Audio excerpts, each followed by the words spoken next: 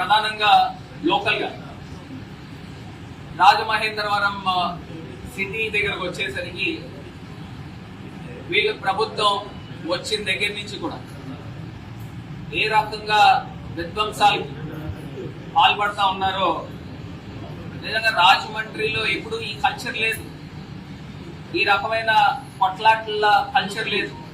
ఇవన్నీ కూడా పెంచేవాళ్ళు ఎవరు? నేను దేవన్ నుంచి మొత్తుకుంటానే ఉన్నా. నేను 5 సంవత్సరాలు ఎంపీ కింద ఉన్నా. ఎంపీ కింద ఉన్నప్పుడు నా హయాంలో ఎప్పుడైనా రాజమండ్రిలో ఈ రకమైన గొడవలకు కానీ దీనికి కానీ పోయిన సందర్భాలు ఉన్నాయా? ఎక్కడైనా జరిగినాయా? ఎంతసేపు పొద్దున్న లెగిస్తే డెవలప్మెంట్ డెవలప్మెంట్ డెవలప్మెంట్ అనే ప్రోగ్రామ్స్ తోనే ముందుకు పోయేవాళ్ళం కదా. డెవలప్మెంట్ లో పోటీ పడదు, పరిపాలనలో పోటీ పడదు. అంతే తప్పితే విధ్వంసాల్లోనూ రౌడీయిజంలోనూ గూండాయిజంలో మేము పోటీ పడలేము.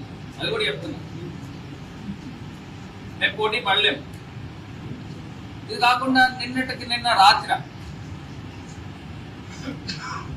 ప్రచార రథాన్ని ఏ రకంగా నిప్పంటించారండి? ఎవరు అంటించారు? ఎవరికి అవసరం? మాకు అవసరమా? మళ్ళీ పైపెచ్చు రకరకాల మాటలు చెప్తా ఉంది, వీళ్ళు చేసుకుని ఉంటారు. అది ఏం మాట్లాడుతుంది?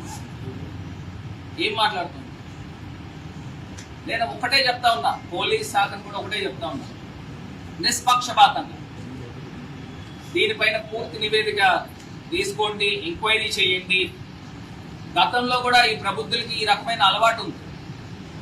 గతంలో హీరో హోండాకి సంబంధించి ఆయన ఇంటి దగ్గర ఒక కారు ఉంటే ఆ కార్ని కూడా ఇదే రకంగా తగలబెట్టిన దాఖలాలు కూడా ఉన్నాయి గతంలో. నాకు తెలిసి ఒక 8 ఏళ్ళు 9 ఏళ్ళు 10 ఏళ్ళు అయ్యింది. అప్పుడు కూడా ఏ రకంగా ఈ ప్రబుద్ధులకు క్షమాపణ చెప్పారో వాళ్ళ ఇంటికి వెళ్ళి, అది కూడా ఒకసారి గుర్తుకు చేసుకోమని ఆ వ్యక్తులు చెప్తాం. మరి ఆ సంస్కృతి గతంలోనే ఉంది.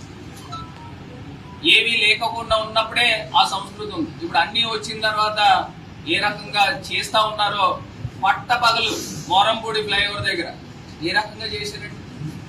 ఆ ఫ్లైఓవర్ తీసుకుని వచ్చి కింద మీద పడి తన ములకలయ్యి సాధించింది మేము కాదా? మళ్ళీ నా శిలాఫలకం వేసింది. నువ్వు వేస్తే ఏంటి, వేయకపోతే అసలు అయినా వేయడానికి మీరెవరు? అక్కడ నేషనల్ హైవే అథారిటీ ఉంది, వాళ్ళు వేయాలి. మా సొంత డబ్బులతో మేము వేసాం. మీరెవరు అసలు?